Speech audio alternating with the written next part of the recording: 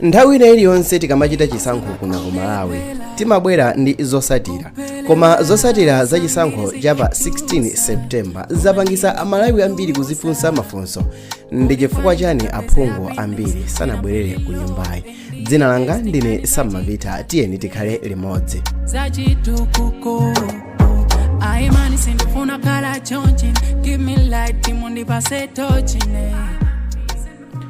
Mzisankho za 2025 zatipasa phunziro la mphamvu lovuta kuyiwala.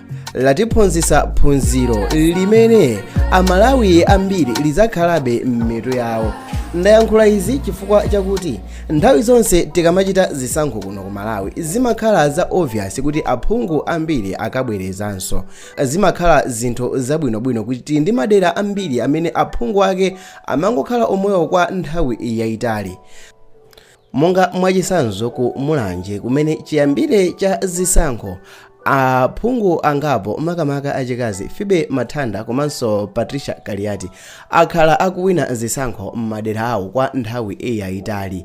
Ndipo ku dera la Mulanje South Constituency mwachisanzo kumene chiyambire zisankho dziko la Malawi sanabwerezepo phungu wina aliyense kupatula mchaka cha 2025 chifukwa Santiago Phiri amene amayimira dera limeneli wawina kachiwiri, koma dera limeneli kakhala koyamba kutulusa phungu kokwana kawiri.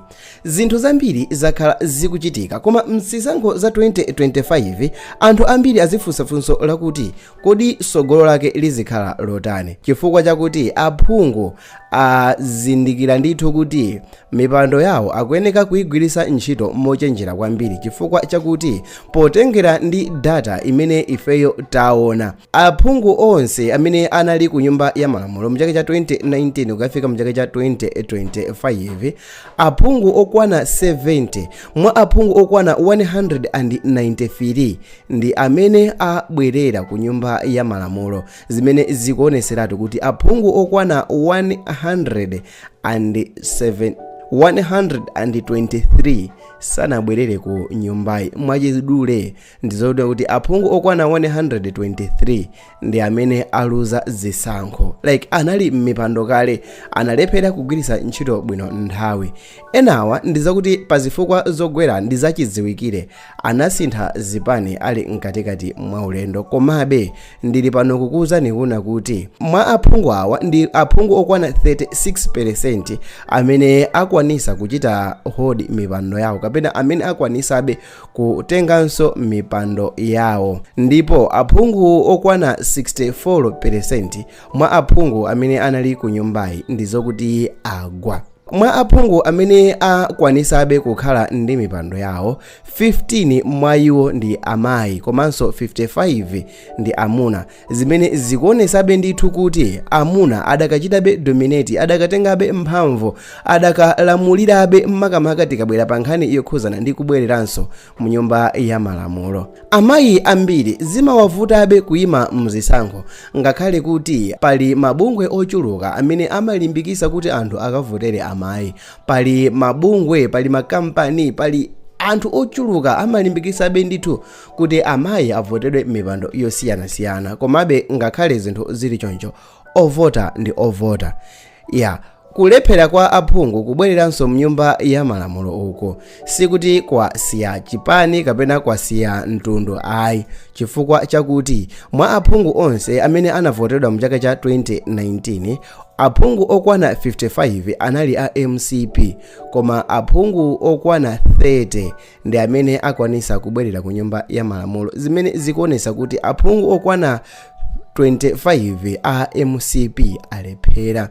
Aphungu okwana 62 amene anavotedwa mchaka cha 2019, aphungu okwana 34 ndi amene abwerera ku nyumba ya malamulo, zimene zikuonesanso kuti pafupifupi aphungu okwana 28 a DPP alephera masankho.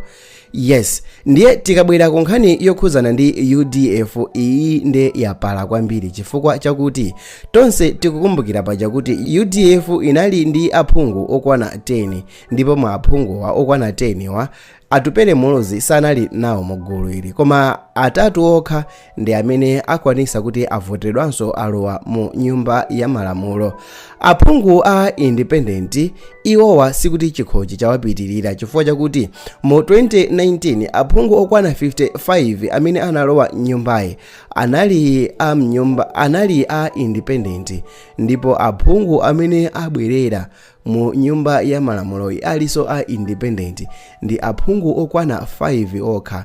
That means kuti aphungu okwana 50 aluza.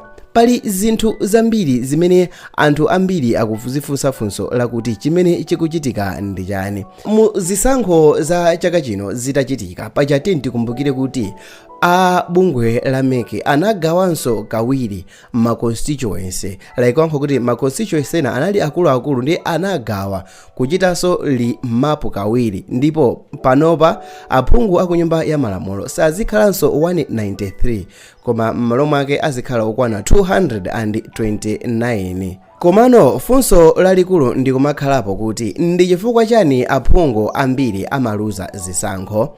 Well, potengera ndi mmene timakudziwira kuno ku Malawi, aphungu ochuluka amaluza zisankho chifukwa chakuti mu nthawi ya kampeni amalonjeza zinthu zimene iwowa sangakwanirise.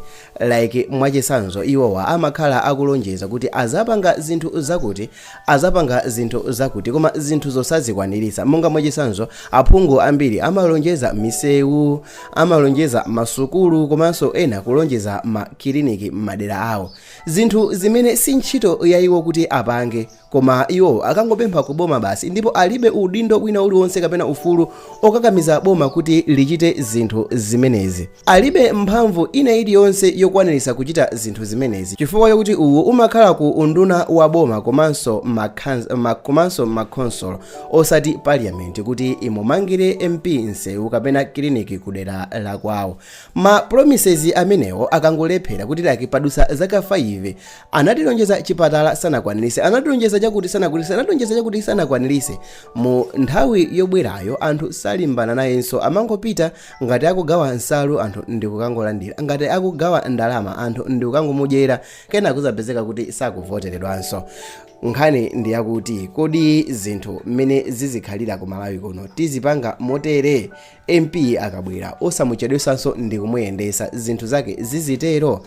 Maganizo anu inu mukuganiza kuti ndi chifukwa chani ma MP ambiri amalephera? Nanga tatiuzeni chinsisi kudera la kwano mumavota motani? MP amabwerezedwa kapena zimakhala motani? Mananga ma MP amudera la kwano analakwisa mu zinthu ziti? Dzina langa ndine Sam Mavita, onani video yosalirayi.